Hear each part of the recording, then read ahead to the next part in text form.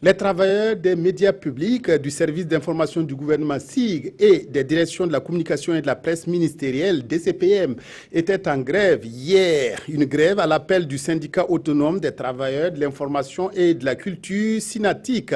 Cette mobilisation était destinée à réclamer des meilleures conditions de vie et de travail, notamment la revue à la hausse du code vestimentaire ainsi que d'autres indemnités. Reportage Kosun Koulibaly, Ismaël Djoulouma, Sirima.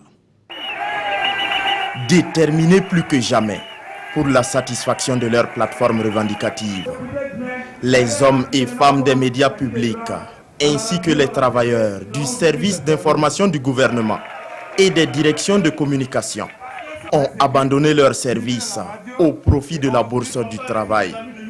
Pendant 24 heures, ils ont arrêté de se soucier des programmes, des contenus des colonnes et même des communications des ministres pour venir réclamer une fois de plus de meilleures conditions de vie et de travail.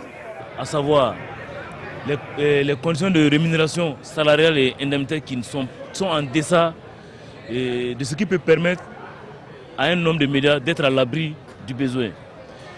Il y a la reconstruction de carrière, où certains chantiers sont engagés, où il n'y a pas de finalisation. Entre hymne national,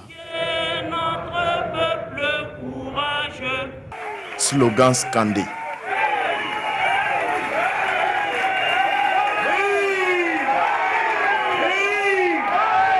et chants syndicaux, les membres et sympathisants du SYNATIC se sont substitués à l'arbitre pour distribuer quelques cartons. Donc, nous donnons le carton rouge ciblé, l'éviction des autorités dans le tatouage de l'information. Nous donnons le carton rouge pour mettre fin à la misère dans les médias publics aussi et dans la DCPM. Pendant que la bourse du travail continuait de vibrer, nous sommes allés à la télévision nationale pour faire le constat du suivi ou non de la grève. Au moment d'entrer dans le studio d'enregistrement, nous sommes accueillis par un agent de la brigade anticriminalité qui nous refuse l'entrée.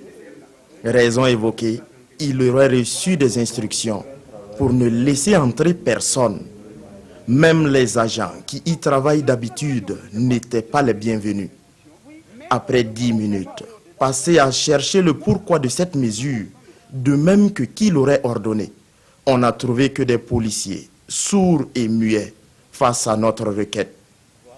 Pourtant, la Convention internationale 87, ratifiée par le Burkina Faso et inscrite dans la Constitution de 1991, accorde cette liberté.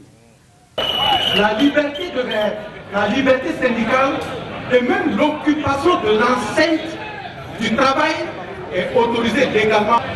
Donc il n'y a pas de raison qu'on empêche aux travailleurs de s'installer dans des lieux de travail pour observer leur mot d'ordre de grève. Le fait, c'est ignorer le texte.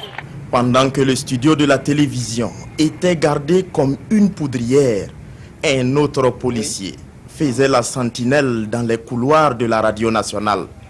Et aux éditions Sidoya, c'était le désert dans la salle de rédaction.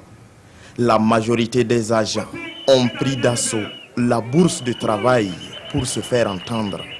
Le gouvernement a intérêt à convoquer rapidement une sérieuse concertation, des négociations sérieuses avec les travailleurs, avec une délégation représentative du gouvernement.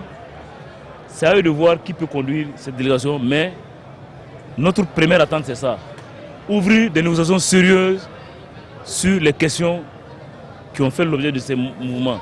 Si ce n'est fait, le syndicat autonome des travailleurs de l'information et de la culture prévoit dans les jours à venir d'autres mouvements d'envergure plus grande. Victoire aux travailleurs.